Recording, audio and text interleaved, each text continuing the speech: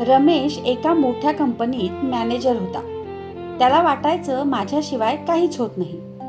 मुलांनी डॉक्टर व्हावं, बायकोने त्याच्याच मनाप्रमाणे वागावं, मित्रांनी कौतुक करावं, हाच त्याचा दिनक्रम.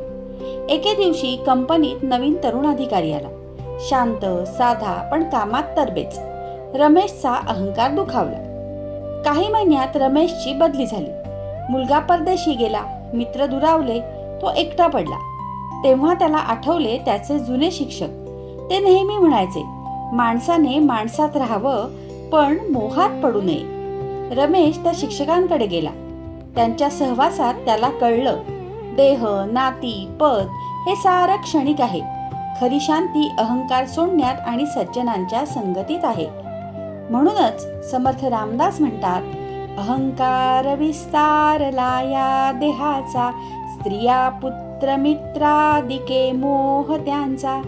बळे भ्रांती हे जन्म चिंता हरावी, सदा संगती सज्जनाची धरावी. श्रीराम.